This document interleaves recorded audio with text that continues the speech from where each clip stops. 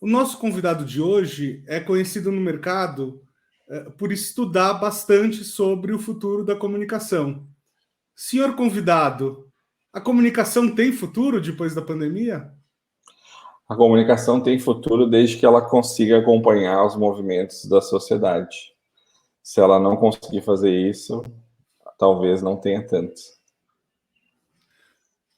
Curto e grosso assim? Uau! Então vamos lá. Bem-vindos ao Story Talks Café, seu podcast semanal de comunicação e negócios. Toda semana, eu, Bruno Scartozoni, e o meu sócio que está aí do lado, Paulo Ferreira, chamamos uma pessoa incrível para bater papo. Quem é esse cara que a gente conhece há tanto tempo, Paulo?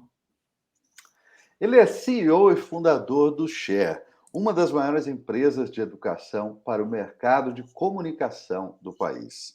É colunista de veículos especializados, professor convidado em universidades, palestrante e pai da Hermione, a sua bulldog. Entre seus clientes estão algumas das maiores marcas do mundo, como Facebook, Twitter, Rede Globo, Red Bull, Bradesco, Pinterest e Magazine Luiza, entre muitas outras. Com vocês, Rafael Martins. Obrigado pelo convite, pessoal. Muito bom estar com vocês, mesmo que virtualmente. Faz tempo, né? Faz tempo que a gente não se encontra em Porto Alegre. Pois é, exatamente. Era melhor quando a gente ia comer carne, né? Mas tudo bem. Eu acho que a última vez foi o nosso almoço lá no Twitter. Acho que sim. No evento do Gamp. Acho que sim. Exatamente. Acho que sim. Muito bem. Rafael, já vou começar com uma pergunta aqui, um pouco antes de começar o programa. Você estava comentando que você está saindo, né, da operação do Share e está tendo uma posição muito mais de liderança, de talvez abrir caminhos, né? Enfim, uma posição menos operacional. Posição de CEO mesmo, né? Exatamente, né? Quer dizer, você está deixando de ser aquele CEO de LinkedIn que coloca que é CEO do blog para ser um CEO para valer. Como é que tem sido esse movimento? Bom, assim, fazendo um panorama rápido sobre o Share, né, que nós somos uma empresa de comunicação, e pré-pandemia a gente fazia só formatos presenciais e com aglomeração, quanto mais, melhor, inclusive, né, quanto mais gente nos cursos, quanto mais gente nos eventos. A pandemia veio e teve um impacto 100% no nosso negócio, e a gente pivotou o negócio para virar uma empresa de educação com tecnologia, que é o que chama no mercado de EdTech. E uma EdTech, né, ainda mais no formato que a gente criou, ela tem muito uma lógica de startup mesmo, né, que é trabalhar com investimento externo, né, de outras pessoas, de fundos de investimento, né, para que o negócio cresça numa velocidade grande. Tem toda uma lógica diferente, que acho que é uma coisa que também a gente pode falar aqui, né, que foi uma transição muito grande, mas especificamente sobre o meu trabalho, eu aprendi com o professor Scott Galloway, que o CEO ele tem basicamente duas funções: garantir que a empresa sempre tenha dinheiro e contratar as melhores pessoas para operacionalizar o plano estratégico. Então, essa transição que eu venho fazendo, né? São duas coisas só, mas que demandam muito trabalho e principalmente uma nova forma de pensar, assim, né? Porque como eu sou fundador da empresa, não sou um CEO contratado para ser CEO, tem todo um apego emocional até, né? Com a empresa, com as coisas do dia a dia. A empresa tem 8 anos e quando ela começou eu fazia tudo sozinho. E depois, com o tempo, eu fui colocando outras pessoas, né? Então, poder passar o bastão para essas pessoas de coisas operacionais é um desafio muito grande, assim, né? Não porque tu não confia nas pessoas, mas tem aquela coisa, será que vai fazer como eu fazia? Será que a pessoa entende a importância disso como eu entendo, né? E eu acho que aí isso entra nesse segundo pilar, né? Que é contratar as melhores pessoas para fazer o que precisa ser feito. Então, eu venho passando isso para as pessoas. E a questão de garantir que a empresa sempre tenha dinheiro é muito complexo também, né? Porque vai desde um alinhamento do financeiro e de orçamento, né, com base no que a gente pode investir e se esses são os melhores investimentos para chegar nos números que a gente precisa, né, alinhado junto com o pessoal que faz a gestão, até captar recurso fora, seja com outros investidores, seja com parceria com outras empresas. Então, ele é um trabalho tão árduo, né, quanto o que eu fazia antes, só que ele usa muito mais a cabeça, né? Então, eu costumo, esses dias estava falando com um amigo meu, que eu me preparei 2 meses para uma reunião de 30 minutos, mas que mudou o próximo ano da minha empresa. Então, é um resumo, eu acho, um pouco assim do que eu faço no dia a dia, assim, né? Então, eu estudei muita coisa, montei um pitch, eu apresentei para algumas pessoas para deixar ele redondo, me preparei, entendi melhor sobre a empresa que eu ia conversar e tal. A gente falou por meia hora, eles gostaram do que eu apresentei, porque eu tive todo esse tempo de preparação, e eles gostarem disso me fez ter a oportunidade de trazer coisas para a empresa que vão reverberar nos próximos 12 meses, e aí, a partir de agora, o meu trabalho é manter bem essa relação com esse parceiro, né? Tá sempre em contato com ele para a gente entender se o plano está dando certo, se a gente tem que corrigir a rota aqui ou ali, se tem que botar mais energia aqui ou ali, se tem que botar mais dinheiro aqui ou ali, olhar a empresa de cima, né? Sobre tudo que está acontecendo e tentando imaginar o futuro, né? Porque o trabalho do CEO, assim, pelo menos o trabalho que eu faço, também é olhar para isso, assim, né? Quais são os próximos 2, 3 anos da empresa, né?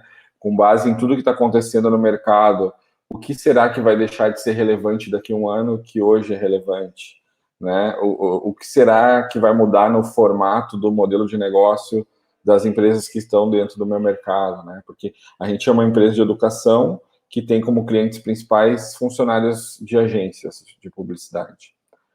E o modelo de agência de publicidade está mudando muito no mundo inteiro. Por isso que esse é o objeto do meu estudo principal no dia a dia, assim.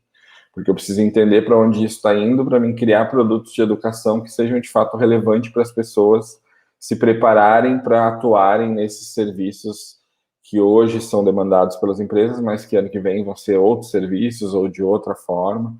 Então, se tu for olhar assim no detalhe, é um trabalho complexo até, e que não existe uma regra de atuação, né? Eu acho que quando o professor Scott Galloway fala que o trabalho do CEO é garantir que a empresa sempre tenha dinheiro e contratar as melhores pessoas, é um resumo em um tweet do que faz, mas se tu for desdobrar esses 2 pilares, são muitas coisas, né? É muita coisa, né, Rafael?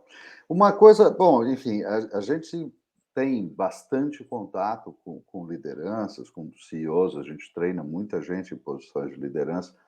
E tem uma coisa que uma vez um deles me contou, especialmente quando você vem da operação, de algum modo, fundador mais ainda, né? Mas quando você vem da operação e passa para uma posição, como você comentou, que é de olhar a empresa de cima.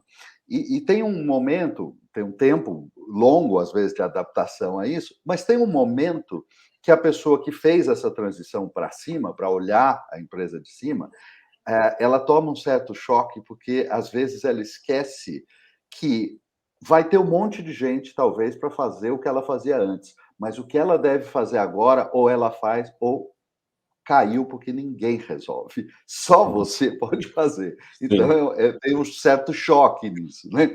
Não tem cobertura. Não tem. Assim, esses dias a gente estava montando o organograma da empresa, né? E a gente tem hoje 3 C-levels, né? O CMO, o CEO e o CFO.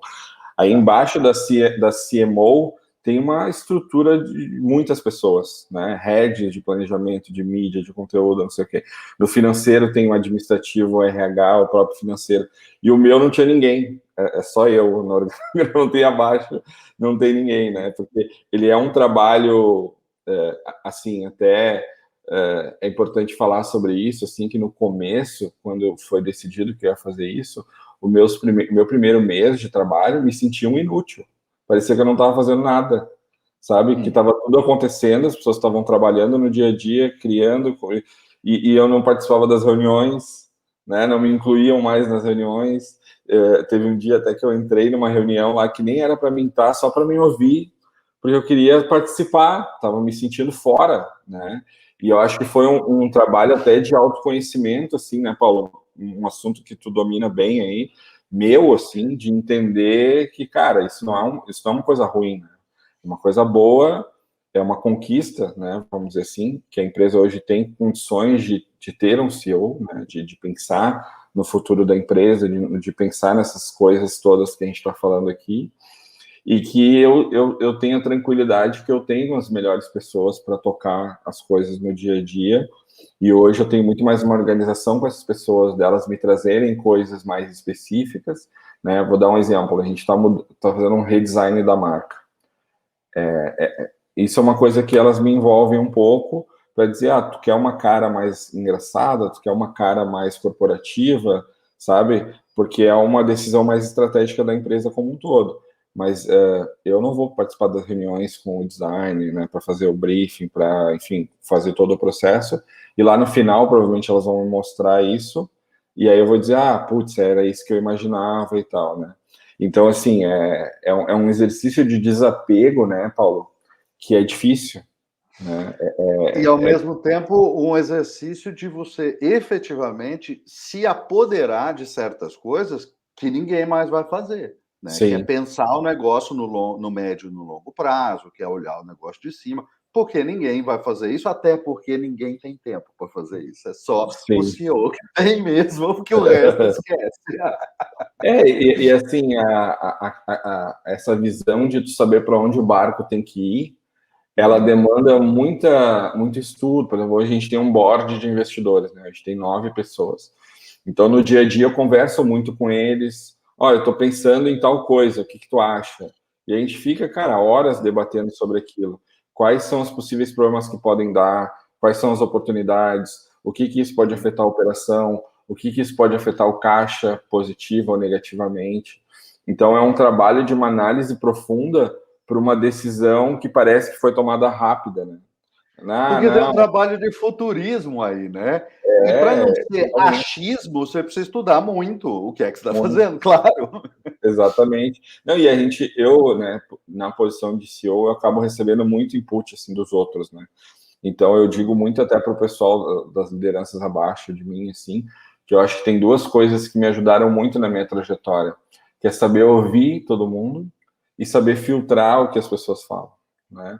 Porque muitas vezes a gente não consegue ouvir o que as pessoas têm para falar e muitas vezes a gente não consegue filtrar, né? Então, assim, eu digo até, vou te dar um exemplo, na semana passada a gente fez uma reunião com um fundo de investimento bem conhecido, assim, e que já investiu em startups que fizeram IPO e tudo mais, e o cara falou que tinha uma coisa que eu estava falando que a gente deveria fazer, ele falou, cara, eu acho que vocês não devem fazer isso.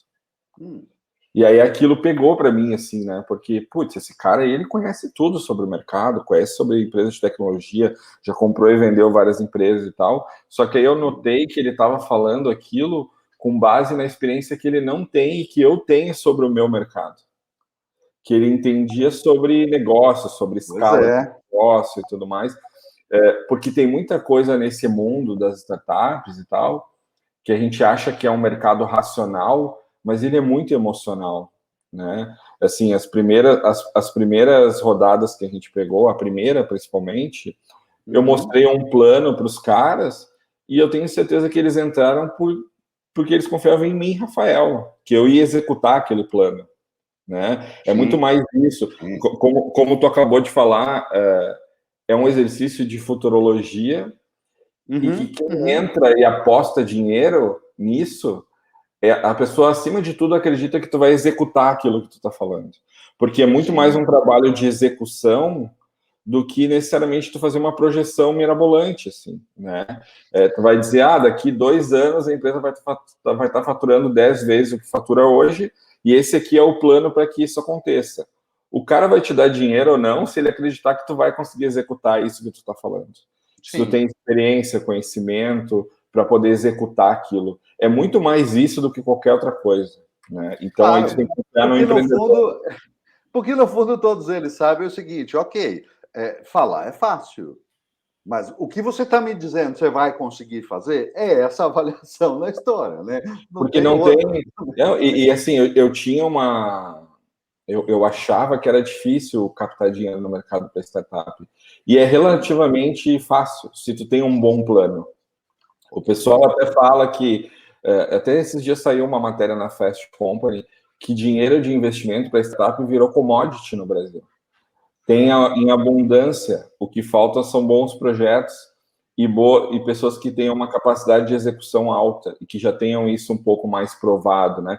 E a gente tem isso, a gente tem a empresa há 7 anos, nascemos do nada, fizemos mais de 100 eventos presenciais pré-pandemia, isso mostra uma capacidade de execução boa, né? Então, esses dias eu fiz um papo com o pessoal com novos empreendedores de startup e tal, e teve um que me pediu uma dica só, e eu falei, cara, mostra que tu tem uma boa capacidade de execução. Isso é um skill muito importante para investidores e coisas relacionadas a pessoas que vão entrar contigo, né? Porque tu sabe que, cara, esse cara, ele vai executar isso, ou ele vai dar um jeito de executar isso, né? O meu trabalho também é esse, né? São achar formas de executar o plano. É interessante o que você está dizendo, porque quando o CEO da Fast Company, o Marcelo Lobianco, quando a gente conversou com ele aqui, ele estava dando esta dica, de certo modo, numa parte da conversa dele. Ele falou: olha, não é que necessariamente exista falta de recurso para investimento. O que existe é uma falta de preparo e alinhamento entre as coisas. E a gente, na Fast Company, quer trabalhar muito isso. Quer dizer, ligar quem produz com quem quer investir. Que está muito desligado ainda, está muito desalinhado.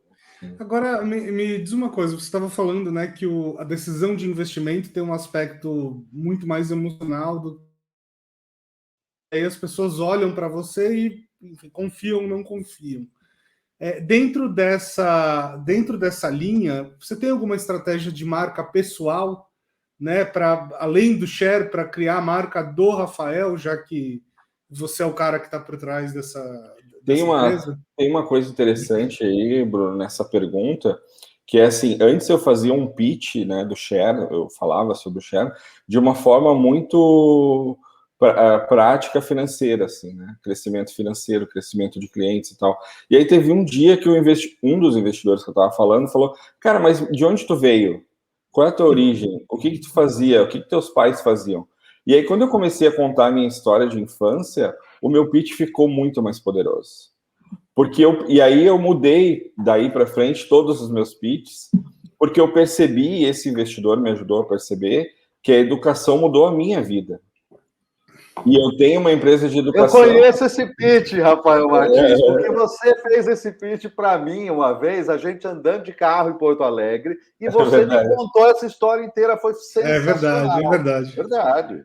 E aí, assim, quando esse investidor perguntou, eu falei para ele, né, enfim, que eu tive uma infância muito humilde, né, minha mãe era faxineira, meu pai trabalhava em transportadora, eu comecei a trabalhar com 14 anos como office boy, e o que eu ganhava, eu pagava meu curso de informática, né, minha família toda é muito humilde, assim, né, ninguém fez faculdade, por exemplo, hoje eu tenho a oportunidade de fazer, mas eu também não fiz, né, então, e de alguma forma eu via que se eu estudasse muito naquela época, quando eu tinha 13, 14 anos, eu poderia acessar coisas que a minha família e as gerações anteriores da minha família nunca conseguiram acessar.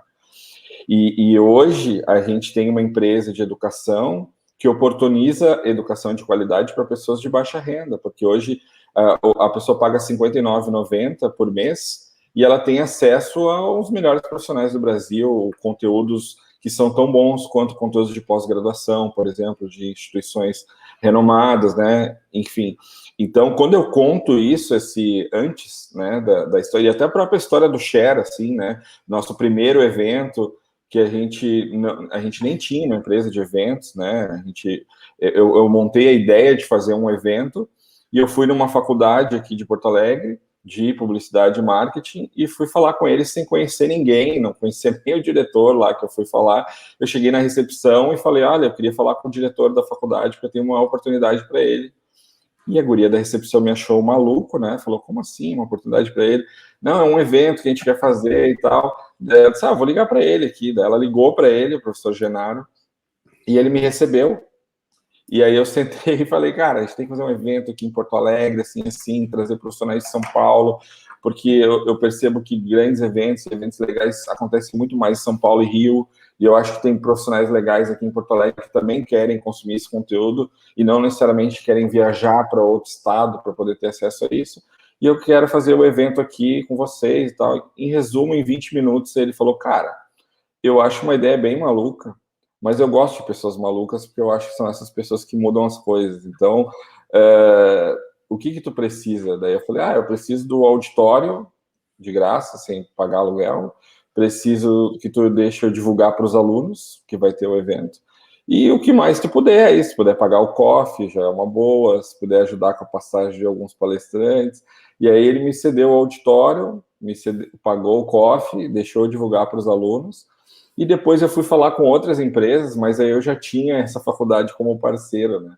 E aí eu fui falar com a RBS, por exemplo, e falei, a gente vai fazer um evento, um dos maiores eventos de Porto Alegre, que vai acontecer na maior faculdade de publicidade e marketing de Porto Alegre, e vocês precisam estar presentes, né, nesse momento, nesse acontecimento que vai ter na cidade. E eles toparam, né? E aí, quando eu fui no terceiro, eu falei, cara, que aí eu fui nos meus amigos que tinham agência, menores e tal, eu falei, cara, olha só, eu vou fazer um evento gigantesco em Porto Alegre, com a maior faculdade de publicidade. O media partner desse evento é a afiliada da Globo aqui em Porto Alegre, que é a RBS. Tu tem que participar pagando a passagem do João da Silva lá e o hotel. E aí, cara, fui passando o chapéu assim para todo mundo. Em 15 dias eu tinha tudo. Tinha o media partner, eu tinha o local e tinha a passagem de todo mundo pago, hotel. A gente fez o evento, ele lotou uma semana antes do dia do evento. E aí eu vi que era possível, né? E de lá para cá, né, até pré-pandemia, a gente fez 98 eventos em todas as regiões do Brasil, sempre nessa mesma lógica, né? A gente ia em faculdades, né? Eu repliquei o formato em outros estados. Então, quando eu conto essa história, Bruno, eu sinto que as pessoas gostam mais de mim, assim, da minha história, né? Entendem por que eu estou fazendo aquilo, né? De onde saiu essa motivação para criar uma empresa de educação, né? E hoje eu falo para os investidores que tem até a tatuagem do Cher aqui no meu braço, né? Não tá dando para ver aqui. Não tá dando para ver, mas eu tenho a tatuagem do Cher aqui no meu braço, que é o S do Cher, e que é uma coisa muito além da própria empresa, né? Compartilhar faz parte da minha vida, a educação é compartilhar, né? E o que eu falo para os investidores é que a educação mudou minha vida, a pandemia mudou a educação, e eu juntei essas duas coisas para criar uma empresa nova de educação, né? Com essa motivação, né, do que aconteceu com a minha vida toda e que a pandemia acabou fazendo com a educação. E eu sinto que esse discurso ele se torna muito mais poderoso e o cara nem quer ver a planilha da projeção financeira.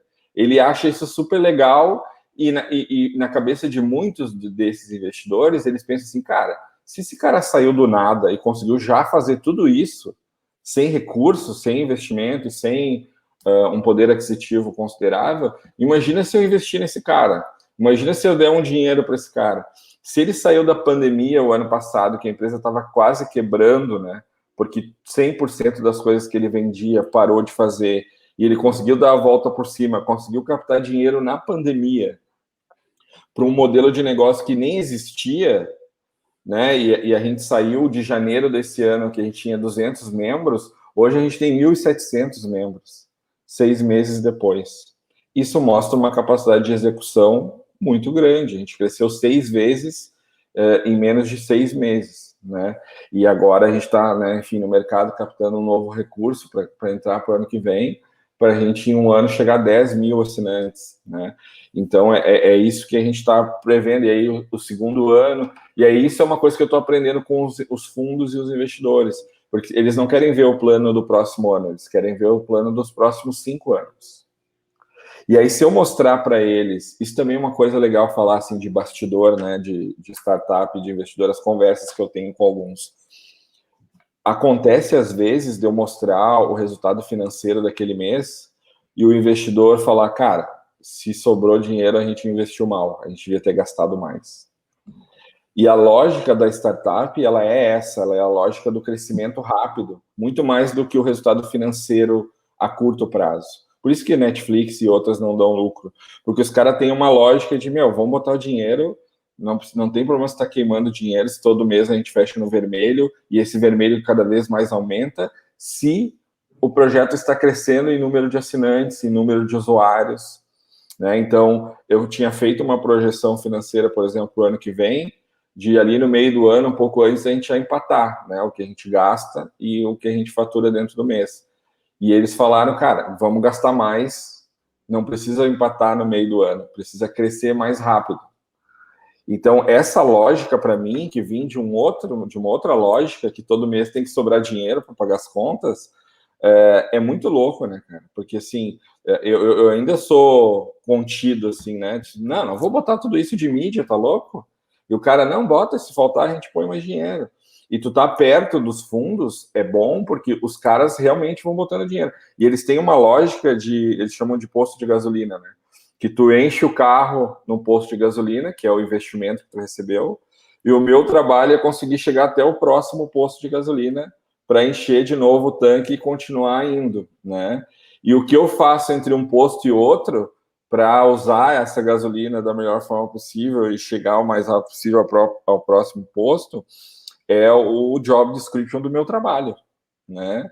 Até um dia que eu vou chegar num posto que é meu, né? Eu mesmo vou colocar a gasolina, né? E eu gostei muito dessa analogia porque eu acho que é muito do que eu estou fazendo, assim, né? Cara, os caras investem muito alto, assim, e eles estão dispostos a botar o quanto dinheiro for preciso por um prazo que tu nem precisa dar, né? Se tu for olhar a Netflix mesmo, a Netflix teve um prejuízo aí de alguns milhões e tem, se eu não me engano, eu posso estar falando o dado errado, tá? Mas, sei lá, foram 400 milhões de prejuízo no mês passado. 400 milhões de dólares de prejuízo. E eles lançam 3, 4 séries e filmes por semana. E botam cada vez mais dinheiro nisso, porque a lógica desse mercado, que foi uma coisa que demorou para mim entender, porque tu olha isso, tu olha, né? Tu faz uma projeção de 5 anos, que a empresa não vai dar lucro nem um mês, é uma insanidade, né? Tu falar isso, assim, numa lógica normal. Mas o que esses caras pensam? Cara, 5 anos está dando prejuízo, tudo bem, mas em 5 anos tu vai chegar com 100 mil usuários. E aí vai começar o nosso trabalho de como a gente pode rentabilizar essa base inteira. Dentro, né? de uma base grande que faz diferença.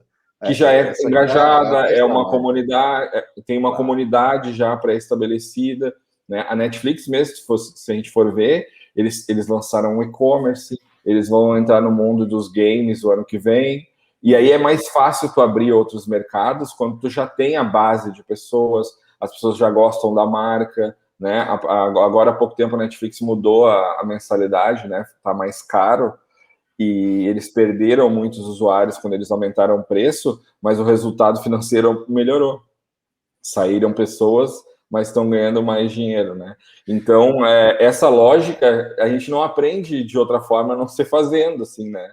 Então, isso está sendo muito do meu dia a dia, assim, né? Esses aprendizados, né? Que é 100% diferente do que eu fazia um ano atrás. Sim. Peraí, eles lançaram e-commerce? Dos games eu sabia, mas do e-commerce não. Lançaram um e-commerce de produtos de séries originais. Então tem a camiseta do Stranger Things, tem o não sei o que lá do Casa de Papel, né? Porque, enfim, é uma forma de rentabilizar também, né? Faz todo sentido. Faz todo sentido. Peraí, né? Peraí, a Disney ensinou como faz isso há décadas. Exatamente. Né? A Disney é indispensável, né? Tem que fazer isso. Aliás, isso, da Disney especificamente eu não sei, mas do setor de filmes e animações e tal, eu sei que venda de merchandising chega a ser 70%, 80% do lucro dessas empresas, da receita dessas empresas, né? Então é parte da viabilidade, inclusive. Exatamente. Não, e se a gente for ver o Disney+, por exemplo, que é o serviço de streaming da Disney, eles têm um modelo que tu só consegue comprar o filme que eles recém lançaram se tu for assinante do Disney+. Então aí já tá um puta modelo. Tu compra um pouquinho do cara para dar um conteúdo super legal, e se ele quiser, né, o conteúdo que recém saiu, ele paga, mas não é qualquer um que pode pagar, é só quem já for assinante. Então aí tu vai começar, e aí também é muito do meu trabalho, que é pensar esses modelos futuros, assim, né? Cara, daqui 3 anos, quando a gente tiver 100 mil pessoas, quais são os possíveis outros produtos que a gente vai vender para essa galera, né? Uma outra coisa que eu aprendi com outro investidor também é que a gente é uma startup que eles chamam de tese vertical, né? Que a gente é especializado em um assunto, não é uma startup para todo mundo. E muitos fundos gostam de startups que são verticais porque elas entendem muito daquele mercado. E aí existe uma facilidade maior de tu criar outros produtos para aquele mercado. A futurologia fica baseada em alguma coisa de verdade, não em achismo. De verdade, aí é exatamente. Que tá. E isso é um grande aprendizado, assim, né? Porque se tu for ver startups que são referência, Rappi, iFood, por exemplo, eles vendem para todo mundo, né? Mas tu pega outras startups que já são mais especializadas em alguns mercados específicos, muitas vezes elas crescem mais rápido que essas, porque conseguem criar outros produtos para esse mesmo público, porque tem uma relação próxima e entende bem a dor dessas pessoas, né? O nosso negócio mesmo, por exemplo, falando um bastidor aqui, eu gosto de ouvir podcast de bastidor, então quando eu venho falar, eu também gosto de falar de bastidor. Boa, ótimo. Que é, quando no início do ano, eu achei que quanto mais conteúdo tivesse dentro do Clube Share, melhor. Só que aí a gente começou a ver algumas pessoas cancelando a assinatura porque tinha coisa demais e ela não estava conseguindo acompanhar. Então bateu uma ansiedade na galera, né? A angústia da escolha, né? É o paradoxo da escolha, né? Só que tem pessoas que se sentem bem sabendo que todo mês tem coisa nova, que é o que eu costumo chamar da teoria de ter uma casa na beira da praia, né?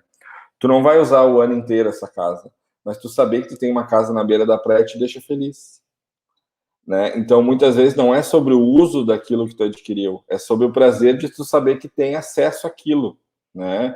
Então, no modelo de assinatura, que é o que a gente trabalha, existe esse público que assina para estar perto de nós, porque gosta da marca, porque consome algumas coisas que a gente faz, mas não necessariamente ela faz os cursos, né? E todo mês a gente tem coisa nova e aquilo para ela, bom, acho que esse mês eu vou aproveitar esse conteúdo novo aqui, que é uma relação que eu tenho com a Netflix, por exemplo. Eles botam 3 a 4 filmes e séries toda semana, isso é um dado real. Mas eu acesso, sei lá, 2 vezes por mês a Netflix, quando eu tenho um tempinho ali, e eu vou procurar direto nos últimos que foram adicionados recentemente, né? Porque de alguma forma eu gosto de novidade. Então, a gente agora, por exemplo, está nesse momento, a gente contratou uma rede de planejamento para ela mapear esses perfis de pessoas dentro da plataforma, né? Porque quem tem um modelo de assinatura como a gente tem, basicamente são 2 desafios: retenção e captação. Então, a gente precisa vender todo mês novas assinaturas e precisa manter quem já está. E o trabalho de manter quem já está é maior do que o de captação. É muito mais difícil tu reter as pessoas do que tu vender uma assinatura. Porque se eu falar para vocês agora, o Clube Share, ele é uma plataforma de educação onde tu tem mais de 30 cursos dentro da plataforma, tem formações todos os dias com aulas ao vivo. Tu vai dizer, cara, legal, quanto custa? R$ 59,90 por mês. Tu vai assinar porque a barreira de entrada é baixa, são R$ 59,90 por mês, e tu sabe que mês que vem tu pode cancelar se tu não gostar. Então, a captação, ela acaba não sendo tão complexa. Claro que é difícil vender, mas não é tão complexa. A complexibilidade é manter a pessoa assinante. Porque o que vai acontecer? Tu assinou com esse pico de motivação de, eu quero fazer esse curso, então vou assinar.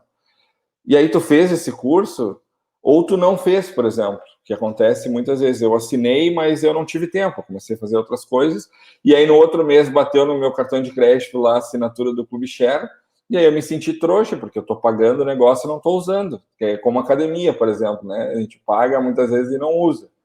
E aí a pessoa pede para cancelar. Depois é que você descobre se tem benefício, né? Exatamente. O benefício está lá, mas... Né? E aí o que a gente está fazendo, Paulo, que é a nossa tese de retenção. Né? Em média, modelos de assinatura de educação no mundo têm um churn, né, que é o nome técnico para a quantidade de pessoas que cancela de um mês para o outro. Em média, esse mercado tem uma taxa de 9,6% de churn. Né? Em média, quase 10% das pessoas saem, né, de um mês para o outro. A nossa taxa é 6%. Mas quando a gente faz um trabalho que a gente chama de acompanhamento do membro, né? A gente cria uma jornada de estudo para ele tem um acompanhamento com o gerente de comunidade, essa taxa cai para 0,8. Então, só 0,8 das pessoas que passam pelo nosso processo mesmo, porque nem todo mundo quer passar, né? Às vezes o cara assina e só quer assistir o curso ele mesmo, ele não quer ter contato com outras pessoas, então não são todas as pessoas que passam. Só que se a gente for olhar o churn das faculdades de comunicação, né, uma pessoa que se matricula numa faculdade de comunicação, qual é a quantidade de pessoas que efetivamente concluem? No Brasil é 19%. Então a faculdade de comunicação... deve ser abaixo de 25%, menos de um quarto. O churn da faculdade de comunicação é 81%. O nosso é 6%. Claro que a faculdade tem uma duração muito maior, tem outras coisas no meio dessa análise. É outro negócio, é outro desafio, mas é relevante, claro. Mas na tese de retenção, que é o grande desafio hoje, eu acho que de todos os negócios, né? A retenção, porque hoje as pessoas, de uma forma geral, têm acesso a várias coisas em abundância, né? Então, por que eu vou estudar com o Share se tem 1.000 e outras empresas que vendem também conteúdos parecidos, né? Então, como é que eu vou conseguir reter a atenção dessas pessoas? Até porque existe um custo de aquisição, né? Falando de novo sobre bastidor, tem uma métrica dentro desse modelo que é o CAC, que é o custo de aquisição do cliente. Quanto eu gasto para uma pessoa assinar, né? Então, se a pessoa paga R$ 59,90 e, por exemplo, eu gasto R$150 para adquirir uma pessoa, eu preciso que ela fique pelo menos 3 meses para ela se pagar o que eu investi para adquirir ela. Então, quando a gente olha com uma lupa o modelo, muitas vezes eu olho se esse CAC não é muito alto, porque se for muito alto, a retenção dessa pessoa tem que ser muito grande para que a conta feche, né? Mesmo que seja lá na frente. Então, esse também é uma análise que a gente faz, e eu vejo que até mercados mais formais, que não necessariamente são de tecnologia, estão começando a fazer esse cálculo. Quanto eu gasto para adquirir um cliente, né? E quanto tempo esse cliente continua consumindo de mim pelos próximos meses, e se essa conta fecha, né? Então, é uma análise aí mais técnica, mas isso também faz parte do meu trabalho, né? Então, por exemplo, eu vou contratar o Bruno para falar sobre o Clube Share. O Bruno me cobrou R$1.000 para fazer um post. Se o Bruno me trouxer 2 assinantes, o CAC do Bruno foi R$500. Eu gastei R$500 para trazer um assinante.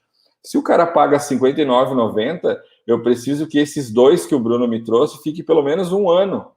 Senão, essa ação que eu fiz com o Bruno deu prejuízo. Então, eu tenho o tempo inteiro, eu não, né? O nosso time de mídia aqui, análise de canais de divulgação, tentando entender se esse canal, de fato, ele pode me trazer um custo de aquisição baixo de pessoas que também tenham interesse no produto. Porque, por exemplo, tu pode pegar um canal de aquisição que tenha um custo baixo, mas talvez esse canal de aquisição ele não converse com um público que vai ficar por muito tempo consumindo a tua marca. Talvez o cara comprou aquilo ali porque o Bruno falou que era bom, mas o cara não tem muito fit com aquele produto. Então, ele vai cancelar no primeiro mês. Então, essa tese de retenção, eu vejo que é uma coisa que muita gente está estudando no mundo inteiro, assim, né? Porque existe um poder de escolha das pessoas muito grande. Então, é muito difícil tu reter a atenção das pessoas para o teu produto, para a tua empresa, né? E isso é uma coisa que a gente faz no dia a dia. Tanto que hoje, na minha previsão de crescimento de equipe, o setor que mais vai crescer é o setor de gestão de comunidade. A gente vai contratar muito mais pessoas para fazer isso, porque a gente estava prevendo, por exemplo, mas quando a gente tiver 10.000 pessoas, será que a gente vai conseguir ainda assim fazer uma call de 15 minutos com a pessoa para ajudar a fazer o plano de estudo dela? Será que a gente não vai ter que ter um algoritmo ou um chatbot que faz isso?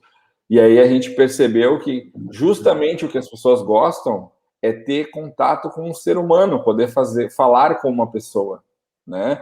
Porque, além de tudo, as pessoas estão muito perdidas hoje. Elas não sabem muito bem o que estudar, né, para onde ir, qual é o futuro da minha carreira, o que eu tenho que fazer ou não. Isso é uma coisa interessante, isso que você está falando. E ainda mais em comunicação, né? Ainda mais em comunicação. Pois é. Não, porque o paradoxo da escolha vem junto, né, participa desse paradoxo da escolha atual, uma sensação que é um pouco nova para os modelos de assinatura.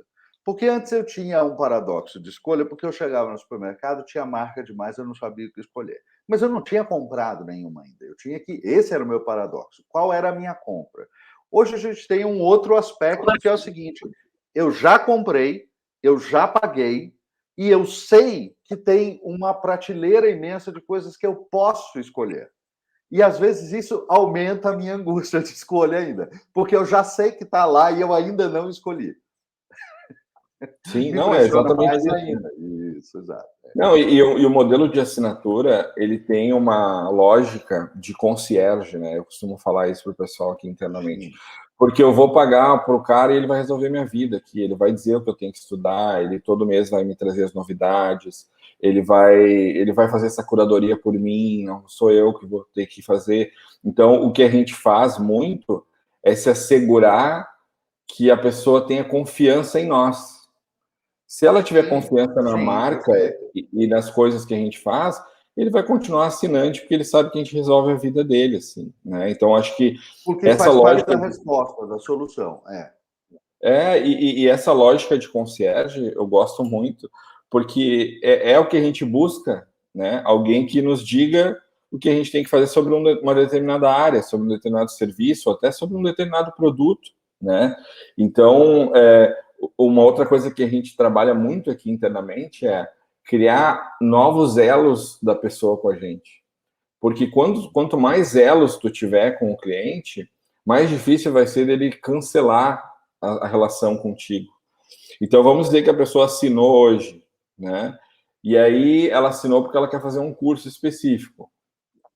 Ela tem um elo de ligação com a gente. Mas aí, quando ela assinou, ela entrou num grupo de WhatsApp que tem profissionais que vivem e sentem as mesmas dores que ela sente. Então, ela tem o segundo elo de conexão com a gente. Aí, a gente criou um happy hour que a gente faz uma vez por mês e ela acha super legal esse happy hour porque ela pode conhecer pessoas de outro país, de outros estados, enfim. Então, ela tem um terceiro elo com a gente. Então, o trabalho dos gestores de comunidade é criar mais elos com as pessoas. Porque talvez o elo do curso, ela não tenha tempo, mas ela tem outros elos que fazem ela continuar sendo assinante. Então, de uma forma geral, mesmo para modelos que não são de assinatura, quanto mais elos eu tiver com esse cliente, mais difícil vai ser dele cortar essa relação ou tu entrar no grupo de pessoas que não são tão relevantes para ele, porque ele não vai conseguir cortar todos esses elos ao mesmo tempo. Ou talvez tenha um que seja muito importante. Esses dias eu estava falando com um aluno nosso, ele assinou o clube desde o ano passado, e aí eu falei, quantos cursos tu fez? Nenhum. E eu falei, ué, mas por que tu tá assinante? Ele falou, cara, eu gosto de estar perto de vocês, eu gosto de saber que eu tenho acesso a vocês, eu tô no grupo do WhatsApp ali, eu vejo que às vezes as pessoas mandam dores que eu também tenho, e aí alguém dá uma opinião aqui, outra ali, que já me ajuda a pensar melhor, então isso para mim tá bom. Então tu vê que essa questão de múltiplos elos com o cara é muito bom, porque talvez esse elo do grupo pro cara é mais importante do que eu lançar curso todo mês. Mas para um outro é melhor, ele gosta mais de lançar curso todo mês e ele nem está no grupo, né? Porque é realmente a criação de uma comunidade, né? Uma comunidade que está em troca e que contribui com você e com a qual você pode ter uma troca interessante. Aliás, direcionada para um público, né? Que é o público de comunicação, que sempre teve uma dificuldade gigantesca de ter o mínimo de senso de comunidade, né? Sempre teve uma dificuldade gigantesca. Muito. Então, é um valor muito legal. Muito individualista, né? E é um mercado novo, e é um mercado de novos entrantes, né? Com a pandemia, muitas empresas tiveram que se digitalizar e a oferta de serviço aumentou muito. Então, a gente tem, por exemplo, muitos pedidos dos membros de coisas, por exemplo, como vender um projeto, como atender os clientes, uma coisa mais direcionada a soft skill até, nem tanto skills mais técnicas. Como que agora fazer isso no meio online é a dor deles. E até está indo agora para uma linha, né, Paulo? A gente estuda muito sobre essas coisas também, que tende, né, alguns estudiosos vêm falando no mundo sobre educação, que a questão de soft e hard skills tende a assumir, e a gente vai ter power skills, né? Porque tem algumas skills que elas são fundamentais para qualquer profissional, né? Então, por exemplo, tu saber negociar, saber se relacionar bem com as pessoas, né? Então, para muitos profissionais, são skills bem importantes, tão importantes quanto tu saber sobre redes sociais, por exemplo, né? Então, a gente está indo também para uma lógica de criar conteúdos e educação para o futuro, né? Quando eu falo de educação para o futuro, muito mais nessa lógica de power skills. Então, se a pessoa trabalha com redes sociais, ela tem que saber apresentar um projeto, ela tem que saber negociar, ela tem que saber precificar o trabalho dela, assim como ela precisa saber as novidades do Instagram, ela precisa saber as novidades do LinkedIn. Então, o conjunto dessas coisas, eu acredito que no futuro bem próximo aí sejam as power skills de um profissional de social media, por exemplo. E até porque eu vou falar uma coisa polêmica agora, mas enfim, eu acho que é a realidade. As pessoas, assim, o emprego na agência, né, é uma coisa que tende a ficar mais escasso. Sim. O mercado está virando freelancer, né? Enfim, acho que tem prós, tem contras, tem gente que gosta desse modelo, tem gente que não se adapta bem a esse modelo e prefere o antigo. Eu não vou nem entrar nessa polêmica aqui. Mas as pessoas vão ter que saber se vender, né? Porque aquele emprego né, que você tem ali o garantido e tal, isso está sumindo, né? Mas aí tem duas coisas, né? Antes da tua resposta, Rafa, peraí. Vamos lá. Primeiro, esse modelo antigo, cara, ele deve ser muito antigo, porque eu passei 2 décadas e meia no mercado de comunicação de agência e quase não tinha outra coisa senão freelancer ou fixo, né? O freela fixo. Isso já lá muito tempo atrás. Em segundo lugar, aí tem uma coisa muito básica, né? Se você é publicitário e não sabe se vender, cara, meu Deus, não pode. Mas é o que mais tem, né? Mas é o que mais não tem. pode, né? Não pode fazer isso. É que o mercado, eu costumo falar muito isso também em alguns papos que eu tenho, que eu acredito muito que o mercado de marketing digital, por exemplo, ele não é o mesmo mercado da publicidade, né? Em vários quesitos de verba, de formação profissional, de experiência profissional, né? Então, o que acontece, por exemplo, eu vou te dar um exemplo, assim, eu acredito, a gente ainda está buscando esse dado, tá? Mas eu acredito que a maioria das pessoas que assinam um Clube Share é uma pessoa que atende 5 clientes de social media, trabalha de casa, e ela cobra lá R$800 de cada um, ela ganha 4 mil por mês, ela é MEI, ela faz os horários dela e ela atende ali a papelaria da esquina, vende 2 posts por semana e tá bom para todo mundo. Tá bom para a papelaria, que aumentou o fluxo de pessoas indo na papelaria, ela paga R$800 por mês, tá bom. Para a pessoa que faz o serviço, ela trabalha sozinha, tem custos baixos, né? Então, existe uma grande quantidade de pessoas no Brasil hoje que tem essa atuação.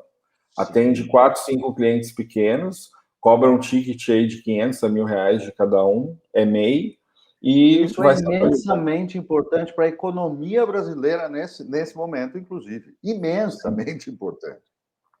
Porque a internet ela virou uma fonte de renda para muitas pessoas, além do óbvio que a internet poderia nos trazer de fonte de renda, que é o e-commerce, mas as ferramentas que tem disponíveis para as empresas, né, criou um mercado de micro e pequenos empreendedores, né, que estavam cansados do modelo da agência, né, que tem vários problemas, a gente sabe, a questão do excesso de trabalho, né, tem aquela velha figura do publicitário comendo pizza na agência no sábado à noite, que antes era um asset de promoção, né? Porque tu mostrava que estava comprometido. Hoje em dia não fotografa, senão te processam. Exatamente, porque hoje a gente está falando muito, né? Como o Bruno bem diz, e eu repito sempre onde eu vou, que saúde mental é o tema da década, né? Então, assim, quando a gente fala sobre isso, a gente mexe no modelo totalmente, Porque antes o modelo era tu trabalhar que nem um louco para ganhar um prêmio em Cannes, e aí tu ia ter isso no teu portfólio e tu estava garantido para ter emprego em qualquer agência. Hoje as pessoas querem outras coisas, né? As pessoas querem sair às 6 horas para passear com o cachorro no parque, porque elas viram que elas não podem trabalhar 20 horas por dia, porque em pouco tempo a saúde delas vai estar comprometida, né? Então, por isso que quando o Bruno me perguntou sobre o futuro da comunicação, cara, é só tu olhar, toda semana tem uma polêmica de agência fazendo coisa errada, de campanha errada, o próprio Clube de Criação, né, soltou aí, não sei se vocês viram os últimos dias aí uma campanha. Eu vi a polêmica, mas eu não consegui assistir o vídeo. Você tem o link em algum lugar aí? Eu queria ver o vídeo. Não conheço a polêmica. Fala aí, qual é a polêmica da eles lançaram uma campanha, né, que relativiza alguns movimentos contra os negros e diversidades, minorias e tal. E, cara, 2021, né? E é o clube de criação, sabe? Por isso que eu tenho certeza que toda agência e toda comunicação de marca que não entender o que é relevante para as pessoas e para a sociedade hoje, vai ficar para trás, cara. Se tu pega 10 comerciais que aparecem na TV aberta, 5 deles está falando sobre meio ambiente, sobre privacidade de dados, sobre as coisas que a gente está falando agora. Negros, mulheres em cargos de liderança, a questão das minorias e grupos minorizados. As pessoas estão falando muito sobre isso e as marcas precisam acompanhar isso e olhar cada vez mais para isso, senão elas vão ser cada vez mais questionadas, né? Então, quando tu vê um grupo como o Clube de Criação, que é para ser a maior associação ou a maior, né, entidade de um setor, fazendo algo que é desconexo ao que as pessoas estão valorizando agora, tem um problema muito grande aí, cara. De vanguarda a retaguarda em apenas 20 anos, né? É fantástico isso. Impressionante. E aí, quando tu vê esse tipo de coisa, né, teve uma agência, né, que estava encabeçando essa campanha, as pessoas não têm mais o desejo de trabalhar nesse lugar, né? E se a gente for olhar, né, historicamente, os publicitários, eles entravam na faculdade de publicidade para trabalhar com criação. Basicamente era isso, porque era isso que era sexy. Se tu trabalhasse com criação, tu ia ser um bom redator, tu ia ser um bom designer, tu ia ganhar um prêmio, né, seja ele qual for, e isso ia te ajudar a crescer na carreira, né? Se a gente pegar os grandes publicitários icônicos brasileiros, Washington Oliveto, Nisa Guanais, Fábio Fernandes, são todos de criação, né? São profissionais de criação. Hoje, a própria agência não consegue mais rentabilizar como rentabilizava antes, só com criação e mídia. Hoje ela precisa fazer um monte de coisa, cara. O cliente quer fazer transformação digital e isso é um problema para a agência. Porque antes a agência trabalhava numa lógica de buffet livre, né? Eu costumo dizer isso também. Só que o buffet livre, o modelo de negócio do buffet livre tem algumas pessoas que comem muito, mas a grande maioria das pessoas comem pouco. Então eu ganho dinheiro com quem come pouco, não com quem come muito. Só que agora os clientes comem muito, porque o cara quer um comercial na TV, ele quer um spot no rádio, ele quer redes sociais, ele quer o e-commerce, ele quer Big Data, ele quer tudo isso agora ao mesmo tempo. Então não tem como eu trabalhar mais numa lógica de buffet livre, eu tenho que cobrar por hora homem. E aí o mercado não sabe cobrar por isso. Porque no Brasil, principalmente no Brasil, criou-se um modelo que, cara, é muito rentável. Tu tem a marca que tem uma verba de mídia gigantesca, que dá essa verba para a agência, ela veicula em alguns canais específicos, ganha uma comissão por isso, que paga toda a operação e deixa todo mundo rico, né? A gente essa semana eu fui num evento que o Oliveto estava palestrando, e eu perguntei para ele justamente isso, se ele achava que o dinheiro da publicidade e o glamour da publicidade que tinha na época que ele estava lá na DPZ, por exemplo, se isso acabou. E ele acha que sim. Porque ele acha que é muito mais difícil existir modelos como eram antes, né? Porque as consultorias, e se a gente for olhar, a Accenture, por exemplo, que entrou dentro do mercado publicitário, ela entrou numa outra lógica, de vender por projeto, de entrar junto no negócio, de ganhar por resultado. que é uma coisa totalmente diferente, né? A própria premiação de Cannes e outras premiações que existem no mercado, elas partiam de uma lógica de que se aquela agência é muito premiada, ela faz um ótimo trabalho, então eu vou dar minha conta para ela, eu como cliente, né, como um CMO, por exemplo. Hoje, é muito complexo ser um cara de marketing de uma empresa. Porque o cara vai num evento de marketing, ele sai cheio de problema. Porque falaram lá no evento que ele tem que ter chatbot, que ele tem que ter um setor de Big Data, que ele tem que ter dashboards na TV, que ele tem que usar o TikTok e o Instagram virou o TikTok. O cara tá cheio de problema, velho. Mas, Rafa, aí também, claro que é uma transformação muito grande tudo, mas também o ponto de comparação que você jogou, eu vou te dizer que é um ponto de comparação que chega a ser muito cruel com a realidade do século XXI. Porque eu vou te contar o seguinte, na época do Oliveto, que o Oliveto estava saindo, né, no final da carreira do Oliveto na DPZ, quando ele saiu de lá, eu trabalhava numa afiliada da DPZ. E então eu tive lá algumas vezes, a gente convivia, não todo dia com todos eles, mas estive lá algumas vezes. E, Rafa, a DPZ naquele momento era uma visão do Olimpo, né? Era muito ligado à arte, à profundidade das discussões, o nível das conversas dentro daquela casa, naquele momento, era uma coisa assim que as pessoas nos dias de hoje não fazem a menor ideia, nem farão jamais. Aquele Olimpo não se reconstrói nunca mais. Sim, também acho. Não, e até o Oliveira estava falando sobre isso, né? Que ele criou muitas coisas que entraram na cultura popular, né? Como tu cria publicidade hoje que entre na cultura popular, né? É uma coisa muito mais difícil do que naquela época, né? E eu costumo dizer que, se a gente for colocar de uma forma geral, a publicidade, há um tempo atrás, ela era muito, como tu falou, artística, ela era como uma galeria de arte.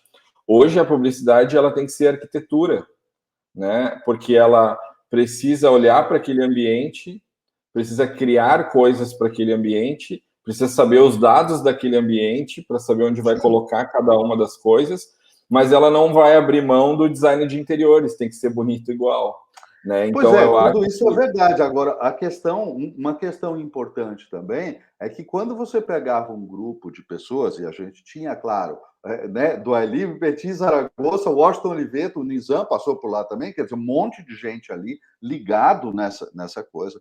Agora, o mais assustador era o repertório, a cultura geral, o repertório infinito daquela gente. Infinito. Você podia conversar do que você quisesse. Eles conheciam de absolutamente tudo, porque eles liam de absolutamente tudo, eles entendiam algo de qualquer coisa no mundo. Então era um repertório inacreditável. Era Não, muito mas mais espera aí eu vou entrar. Isso não é um problema só da publicidade, né? O mundo inteiro, Não. de uma forma geral, está sendo muito mais burro, né? Claro. Isso, aliás, cientificamente reflete no QI que vem caindo. Tá? Exatamente. Vem caindo. Não, eu falo isso muito também, que o mercado de marketing digital e as pessoas que muitas pessoas que trabalham nesse mercado, eu costumo dizer que entraram numa festa que já estava acontecendo há muito tempo. E aí tu começa a ver erros, né, de comunicação que o cara não entende a essência do marketing, porque ele não muitas vezes nem estudou sobre isso. Ele fez um curso de mídia no Facebook e ele é um profissional de mídia do Facebook. Só que ele não sabe o que é semiótica, meu bem. Ele não sabe o que é semiótica. Ele nunca ouviu falar disso. Exatamente. Então, assim, tu tem um monte de profissionais trabalhando no mercado de comunicação que entraram no meio da conversa, não sabem o início, né? Tem muitas faculdades até de publicidade. Esses dias eu estava falando com uma pessoa que trabalha com a gente. Ela se formou em publicidade e não sabia direito quem era o Nizam e o Oliveto, por exemplo. Né? E se tu pegar hoje profissionais de marketing digital, fala com 10 aleatoriamente. Muitos não sabem quem é o Oliveto e o Nizam, ou o Fábio Fernandes, a África e outras agências, Então, tu vê que é um mercado diferente, mas, ao mesmo tempo, está junto, né, no mercado de publicidade de uma forma geral. Porque hoje esse cliente ele precisa de uma entrega de marca que é muito mais profunda, intelectualizada, como tu está falando, né, Paulo?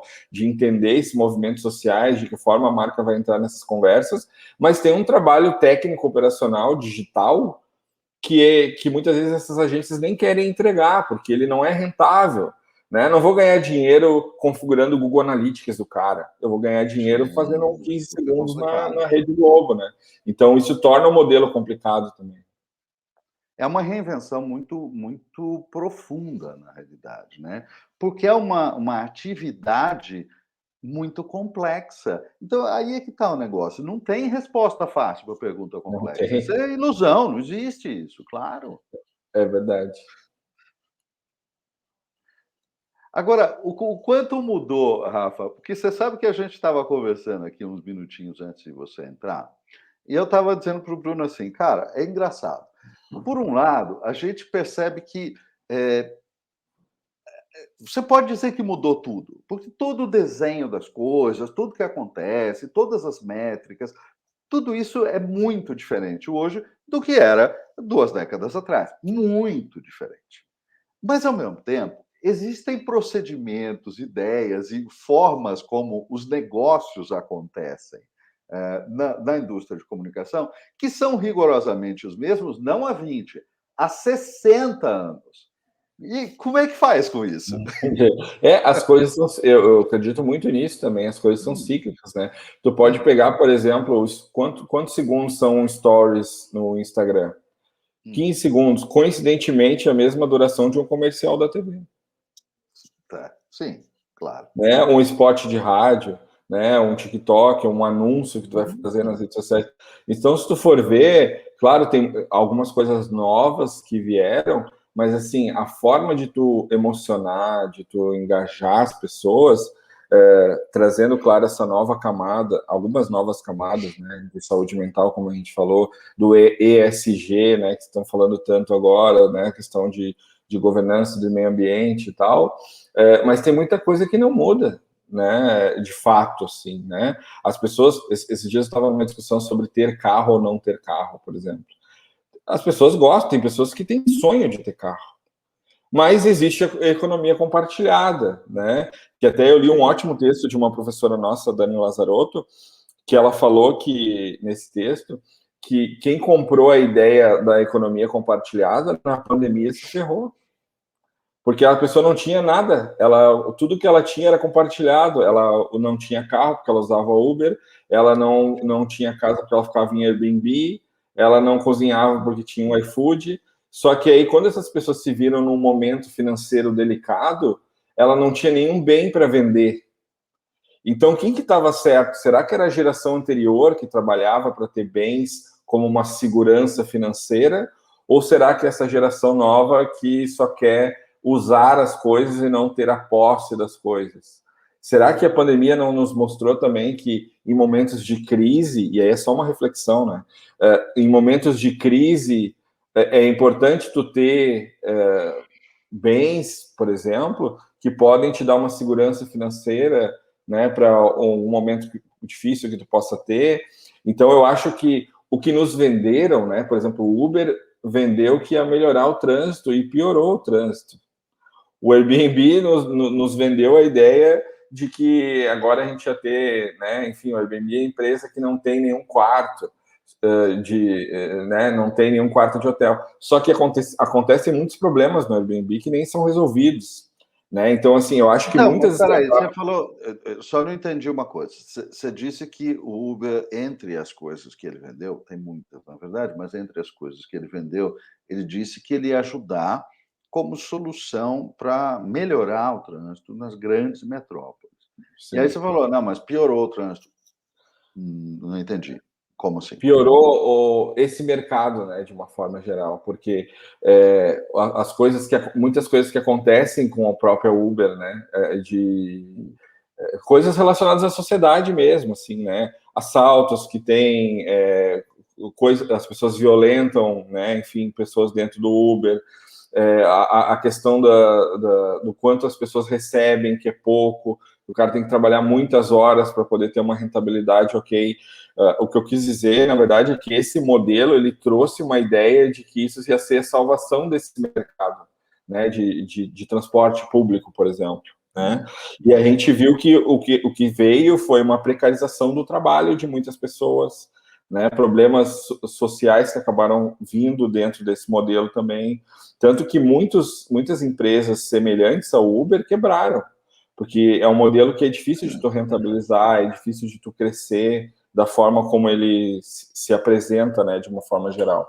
Tem um artigo do New York Times, até não sei se vocês colocam links na descrição do podcast, mas se colocarem eu posso mandar para vocês, que fala justamente sobre isso, assim, qual é a responsabilidade social das Big Techs, né? Qual é a responsabilidade do Facebook no discurso de ódio, na proliferação do discurso de ódio?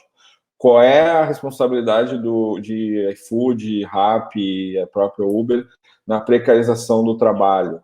Né? Tem um malefício e um benefício. Eu acho que esse tipo de coisa, para mim, pelo menos, eu vejo isso como um convite à reflexão, né? Porque nos trouxeram a ideia de que essas Big Techs iam salvar o mundo.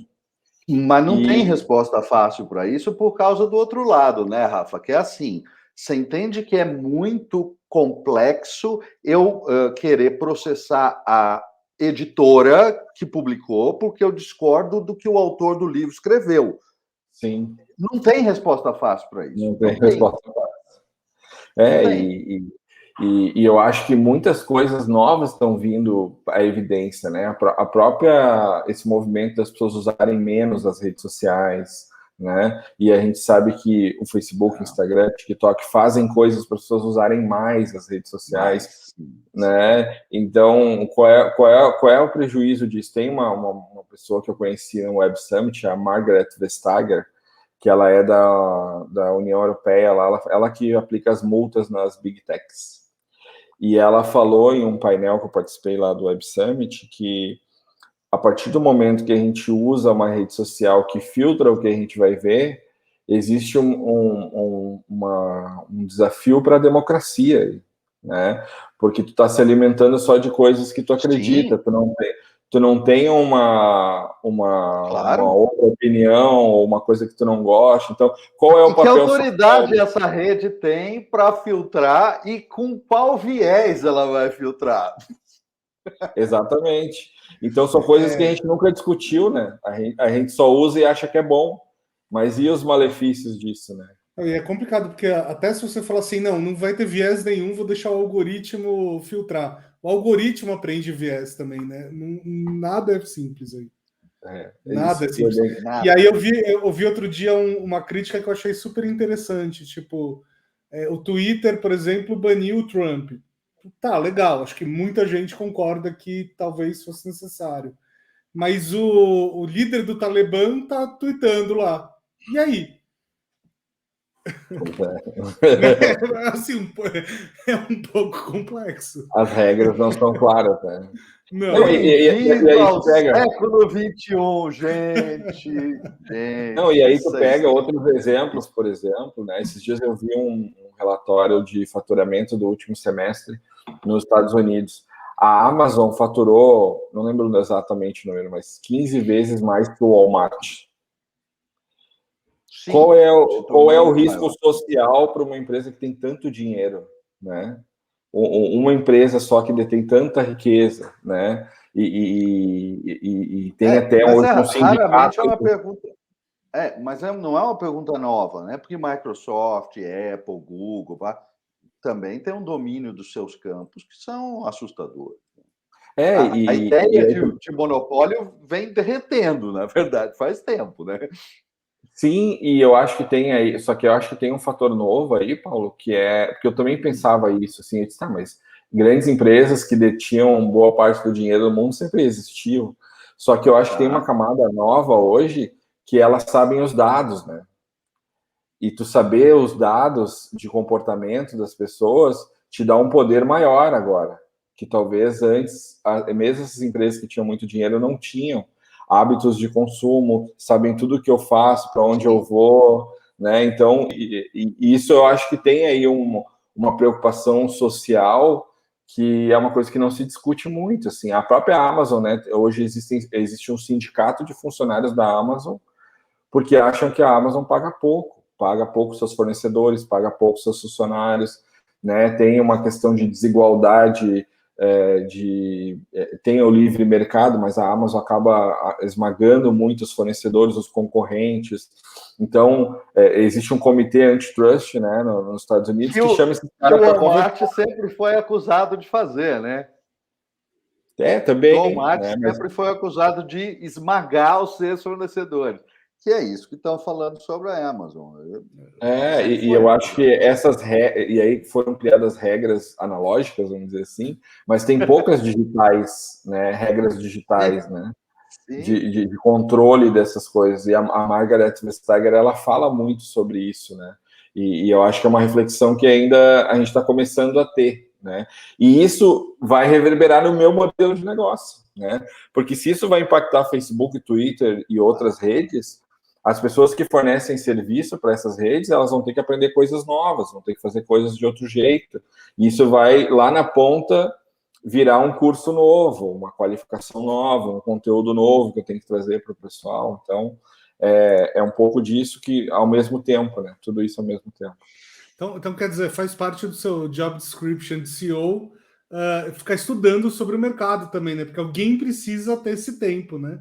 Com certeza, sim, porque essa mudança do Instagram, por exemplo, que teve agora de ser mais TikTok, cara, a gente já estavam falando sobre isso o ano passado já.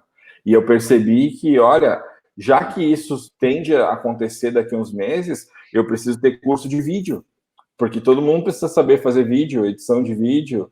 Se o formato TikTok é o que vai vencer, eu preciso ensinar os caras a fazer isso, né? Se agora chatbot é uma coisa que todas as empresas vão querer colocar no atendimento, tem que ter um curso de chatbot lá. E isso tu estuda há muito tempo antes, né? Essa questão do ESG mesmo, no Web Summit em 2018 já estavam falando sobre isso. Eu vi uma palestra da Lisa Jackson, que é vice-presidente da Apple, ela abriu o evento em 2018, e eu achei que ela ia falar sobre os novos iPhones, novos Macs, e ela ficou 30 minutos falando o que a Apple estava fazendo para que os produtos que eles vendiam não agredissem tanto o meio ambiente. Ela estava falando isso em 2018, né? Então, assim, não é uma coisa nova, só que essas tendências, de uma forma geral, elas começam, né, muito tempo atrás, e elas demoram um tempo para se tornar mais popular, né? O próprio ESG é uma coisa que ainda está sendo discutida em empresas grandes, né? Se criando uma organização, então empresas pequenas e médias nem falam sobre isso, né? Então, acho que é uma coisa que tem um tempo de maturação ainda, essas tendências, mas, de fato, acaba reverberando no dia a dia, né? Ah, sim, sem dúvida nenhuma. Agora, deixa eu voltar um pouco lá atrás no papo, com uma pergunta aqui que eu estou segurando, porque a gente foi avançando longe em vários assuntos, a gente abriu várias abas aqui. A gente já conversou algumas vezes sobre isso, né? Sobre a sua vontade de permanecer em Porto Alegre, né? Eu sei que vários investidores até já chegaram até você e falaram assim, pô, você tem que mudar para São Paulo, você tem que ir para um outro lugar e tal. E eu sei que você tem Porto Alegre no seu coração e é uma vontade continuar aí e tal. Como é que você vê isso? Isso já aconteceu várias vezes, muitas pessoas falaram para ir para São Paulo, mas eu acho que a própria criação do Share, da forma como a gente fez, a gente sempre partiu de uma lógica diferente, assim, né? Porque muitas pessoas até acham que o Share é uma empresa de São Paulo, né? Quando eu falo que é de Porto Alegre, muita gente fica assustada, né? Como assim de Porto Alegre e tal? Mas o que eu percebi, logo quando a gente criou o Share, é que formatos, né, de educação, assim, de mais qualidade, acontecem muito em São Paulo e Rio, né? Porque é onde estão as maiores agências, é onde está o escritório do Facebook, do Twitter, de outras empresas de uma forma geral, é onde está a maior verba publicitária, de mídia, enfim. E quando eu fiz o primeiro evento aqui em Porto Alegre, eu senti um mercado muito grande e que estava ávido por esse conhecimento, né? Então, o que a gente fez depois desse primeiro evento foi levar esse mesmo evento para outros lugares além de São Paulo. Então a gente fez em Curitiba, a gente fez em Goiânia, a gente fez em Belém do Pará, a gente fez em Manaus, que tem mercados também grandes, tem muitos profissionais, muitas agências, veículos e tudo mais, de uma ideia de democratizar mesmo a educação de uma forma geral, né? E o que eu aprendi, assim, eu morei um ano em São Paulo, e eu tenho plena consciência, assim, que para mim São Paulo é um país à parte do Brasil, assim, né? Economicamente, é tudo muito diferente, assim, em São Paulo. Mas eu hoje tenho uma relação com São Paulo para beber de coisas que tem em São Paulo e não viver em São Paulo. Porque, enfim, eu nasci aqui em Porto Alegre. Isso é o bom. Toda razão. Aliás, todos nós concordamos com isso, né? Ninguém mora em São Paulo mais aqui. Tu não mora também, Paulo, em São Paulo? Achei que estava morando. Tecnicamente eu moro em Mariporã, que eu moro na Serra da Cantareira aqui, então é da fronteira aqui de São Paulo, mas não é São Paulo, e essencialmente não é morar na inserção da metrópole, né? Eu moro numa vizinhança que é mais distante e que é muito tranquila, muito diferente da sensação de metrópole. Que já houve uma época que, ok, bacana, legal, mas eu acho que isso tem uma época que a gente precisa e vive isso, né? Depois cansa muito, né? E o que eu fiz, assim, Bruno, foi me organizar para estar disponível para ir para São Paulo rápido, né? Porque eu acho que a questão de não morar em São Paulo que, tipo assim, cara, às vezes tu consegue uma reunião, a gente tá falando agora, o cara quer fazer uma reunião às 6 da tarde, que tu tava 3 meses tentando essa reunião, e aí tu tá em Porto Alegre, é mais difícil, né? Então, existe um recurso para que eu consiga ir rápido para São Paulo e tal. Porque a grande diferença que eu via que eu poderia perder de não estar morando em São Paulo, no que diz respeito ao negócio, era isso. Eram oportunidades de curto prazo, assim, né? Reuniões que eu ia conseguir no mesmo dia, ou no máximo no outro dia. Só que hoje eu consigo fazer isso de uma forma bem mais organizada, né? Porque eu acho que tem essa coisa da maturidade do negócio também, né? Quando eu era pouco conhecido e o negócio era muito pequeno, eu tinha que contar com buracos de agenda. Hoje que o negócio está mais estabelecido e a gente tem uma condição melhor, eu consigo marcar uma reunião de fato, né, na agenda do cara, e não depender de um buraco de agenda. Então, eu acho que esse nível do negócio também acaba impactando nessa relação com o São Paulo e com as empresas de São Paulo. Assim. Então, por exemplo, mês que vem eu vou para São Paulo e eu tenho uma reunião que eu marquei daqui 20 dias. Né? Então, eu organizei essa semana para almoçar com pessoas que moram lá, jantar com outros, fazer algumas reuniões, eu fico 3, 4 dias e volto para cá. Porque aqui tem uma questão de qualidade de vida. Eu estou bem perto de Gramado também, às vezes eu passo uma semana lá, passo uns dias lá, enfim. Então, o trânsito aqui é diferente, né? O custo de vida é diferente. Então, um apartamento que eu moro hoje, se eu fosse morar em São Paulo, eu ia gastar 4 vezes mais do que eu gasto, né, de aluguel. Né?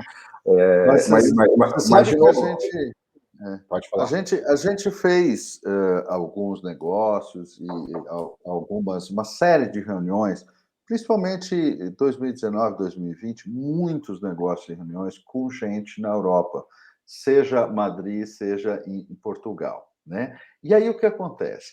Aí a gente percebe o seguinte, uma das pessoas marcou uma reunião comigo quando ela vinha para São Paulo, e ela marcou essa reunião comigo 3, 4 meses antes da viagem. Tudo bem, aí era presencial, vindo de outro país, então tem que ter mesmo. Mas algumas reuniões online que a gente marcou com gente em Portugal, clientes em Portugal e tudo, também foram marcadas com 1 mês de antecedência. E que eram reuniões online que ninguém ia a lugar nenhum. Mas é da cultura também. Ninguém vai fazer nada amanhã. Amanhã já foi, cara. Não existe. Não, eu tinha uma coisa que eu falava, assim, que o meu índice de reuniões desmarcadas era muito baixo, porque as pessoas sabiam que eu estava vindo de outro estado. Né? Então, tu fica mais constrangido de desmarcar uma reunião, porque tu sabe que o cara veio de Porto Alegre para a reunião. Né? Tá. E agora acho que a pandemia ajudou muito nisso também, né? Eu estava até conversando isso com o Paulo. Antes da pandemia, muitas vezes eu pegava avião para fazer uma reunião e voltar.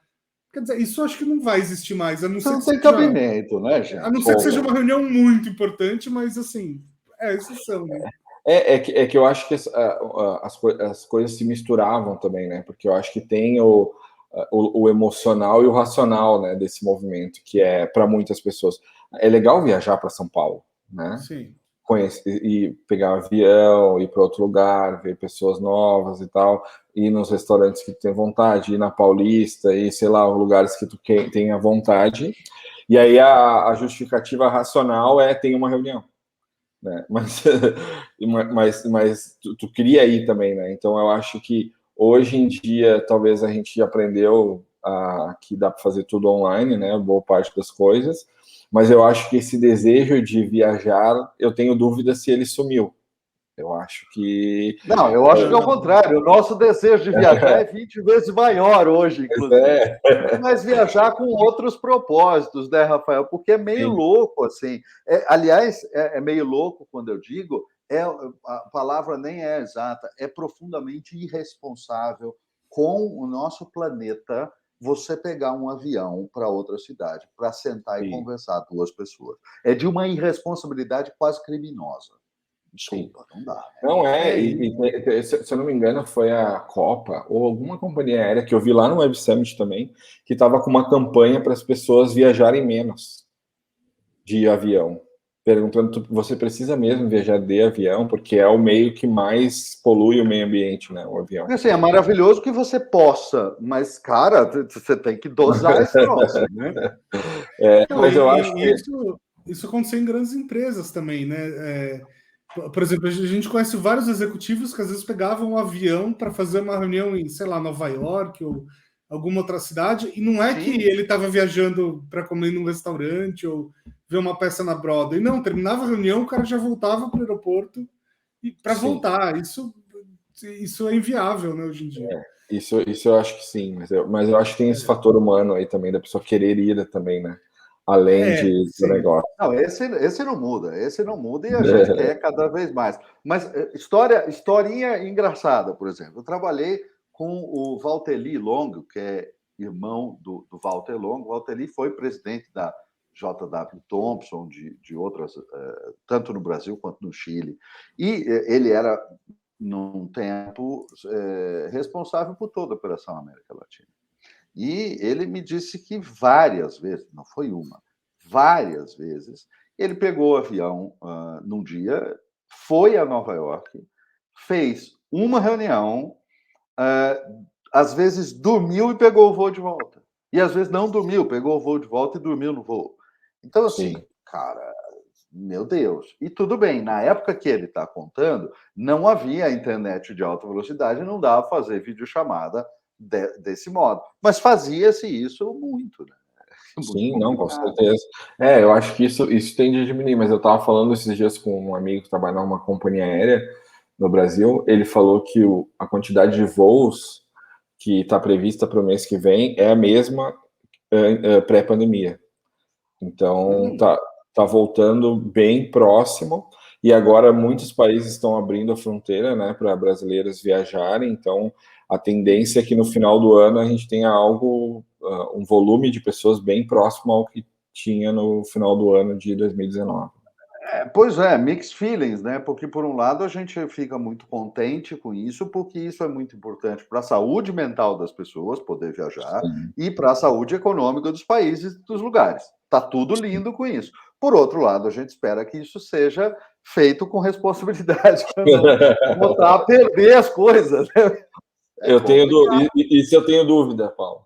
Então, até ontem eu estava lendo o decreto da prefeitura aqui que eles vão liberar pessoas nos estádios, né, de futebol. E aí uma das regras é o cara usar máscara. Qual é a probabilidade das pessoas usarem máscara no estádio de futebol? Desculpa, a gente já teve essa amostragem em Belo Horizonte, né? Que é o que aconteceu em Belo Horizonte no jogo do Atlético. E qual é a possibilidade das pessoas manterem o distanciamento de 2 metros? É zero. Não está falando sério, né? E você sabe que isso me faz lembrar, lá no começo da pandemia, quando estavam ainda discutindo se iam mandar as crianças para a escola ou se não iam mandar as crianças para a escola, lá no comecinho, e alguém falou assim, não, porque a gente precisa conscientizar as crianças. Eu não sabia se eu ria ou chorava. Porque, cara, se você teve, em algum momento, um filho que teve, vamos dizer assim, 3 ou 4 anos de idade, você sabe que ele vai lamber o corrimão da escada. Vai! Gente, não existe conscientização de uma criança de 4 anos. Não tem isso. Então, gente, vamos, já que a gente está falando de eventos, vamos aproveitar e falar aqui do GAMP, né, Rafael? Já que a gente está falando de corrimão, vamos falar do evento. Olha só, para quem não conhece, o GAMP é o evento de storytelling, né, que o Share promove todo ano, né? Às vezes mais de uma vez por ano, inclusive. A gente já está em qual edição, Rafael? Sexta? Era mais ou menos isso que eu tinha em mente, sexta ou sétima. Então a gente está já na sexta edição e esse ano vai ser a primeira vez que o GAMP acontece online gratuito, não é isso? É isso mesmo. A primeira edição foi lá no Mackenzie. Não sei se tu lembra, Bruno, dessa primeira edição. Lembro muito bem. Era para 50, 60 pessoas. Depois a gente foi evoluindo, fizemos no Twitter várias vezes, e esse ano, pela primeira vez, a gente vai fazer ele online e gratuito. Então, a gente abriu as inscrições fazem 2 dias, já tem mais de 1.000 inscritos, então tá bem legal. E tem nomes bem legais, né, Bruno? Tem nomes muito legais, alguns deles, inclusive, que já passaram por esse programa, né? Tem o Nilo Rondelli, da Mattel, tem o Preto Zezé, da CUFA, tem... Quem mais que tem? Tem o Alejandro, o filósofo. Tem... É quase um evento do Story Talks Café, aliás. Olha só. Muito bem. Mas isso tem um pouco a ver com a sua mãozinha na curadoria ali, né, Bruno Scartozoni? Pois é. Eu tenho o prazer de fazer a co-curadoria do evento aí junto com o Rafael desde da primeiríssima edição. E putz, é muito legal, né? Ver que o Rafael apostou num evento de storytelling quase mais de meia década atrás, né? Quando se falava muito pouco do evento. Lembra, na primeira edição a gente tinha dúvida se ia pegar ou não, né? A gente fez um evento só de meio-dia para 50 pessoas e lotou. Era só uma parte. Mas é que eu acho que o storytelling cada vez mais sexy, né? Só se fala disso, né? Todo ano é o ano do storytelling. Há 10 anos, todo ano é o ano do storytelling. Né? Você tem mesmo essa percepção? Você que tem estudado o mercado? Tenho, totalmente. Totalmente. Ontem eu estava num evento e os caras falaram, não, porque agora é storytelling. Eu falei, cara, agora, 10 anos. Porque as empresas. Eu mandei um slide para o Bruno até, de uma das palestras, que estava conectando tudo com o storytelling. Então eu acredito muito nisso, cara. Que há 10 anos, todo ano é o ano do storytelling. Agora, sabe que. Vou contar uma coisa de bastidor. Quando eu comecei a estudar isso, né? Eu já trabalhava em agência, e depois de uns anos trabalhando em agência, o que eu fui percebendo? Que a cada 6 meses, ou a cada ano, mais ou menos, tem uma grande novidade que todo mundo sai correndo para isso. Né? Sei lá, eu peguei a época ali do Second Life, por exemplo, e teve um semestre que tudo era Second Life. E aí, no semestre seguinte, meio que essas coisas desapareciam, né? E aí eu tive um momento de olhar para esses movimentos e falar assim, tá, eu quero estudar uma coisa que não seja uma tendência. Né? Eu quero estudar um negócio que seja uma essência, que esteja aí para sempre, para eu não ficar correndo atrás do rabo a cada Acertou, então, né? Acertei, olha lá. Legal. Acertou a década do storytelling e continua. Muito bom. Muito bem. Como é que faz para as pessoas se inscreverem? Pode botar GAMP no Google mesmo, né? GAMP 2021 vai ser o primeiro link que vai aparecer ali. O evento dia 14 de setembro, só entrar lá, inscrição bem rapidinha, a gente manda o link lá, um dia inteiro de um monte de gente legal. Muito bom, muito bom. Maravilha, muito bom. Estamos chegando aqui em 1h30 de programa. Rafael, no final, né, das nossas entrevistas, a gente sempre deixa um espaço para as pessoas fazerem seu jabá, divulgarem seus projetos, compartilharem o que quiserem, enfim. esse é o seu momento. Brilha aí. Bom, o meu projeto durante a pandemia é o Clube Share, né? É o que eu faço todos os dias. Hoje a empresa tem 14 pessoas e crescendo, e todas elas trabalham diariamente para o Clube Share. Então conheçam o Clube Share, assinem aí. Tenho minha meta de novos assinantes, então me ajudem com ela. Não, mas eu tenho certeza que vocês vão gostar bastante, porque tem muito conteúdo legal, são mais de 30 cursos, formações de especialização, muitos profissionais legais que vocês vão ter acesso, outros assinantes também que vocês vão ter acesso para trocar ideia e que sentem as mesmas dores que vocês, então é legal ter as pessoas para conversar. Então, conheçam o Clube Share aí, o Share em todos os canais é @tudodeshare, né? Tudo de share de compartilhar aí para quem está só nos escutando. E o meu Instagram @o perfil do Rafael, também se quiserem trocar uma ideia aí, a gente está à disposição. Sigam, vale a pena, vale a pena. Obrigado pelo convite, Bruno e Paulo, sempre um prazer conversar com vocês e poder dividir um pouco, né? Fazia tempo que a gente não botava uma fofoca em dia, né? Então, acho que foi uma boa oportunidade. Exatamente. Pois é, já ficou uma provocação, então, para a gente gravar um próximo programa fisicamente juntos, comendo churrasco em Porto Alegre. Boa. Tá bom, combinado. Excelente. Grande abraço. Obrigado. Obrigado, Rafael. gente. Valeu. Valeu, gente. Cliquem no sininho, assinem o canal, compartilhem esse programa com seus amigos e sigam o Rafael nas redes sociais, que ele sempre faz análises muito, muito legais mesmo. Sempre bombam as análises dele. Valeu, gente. Obrigado. Valeu. Tchau.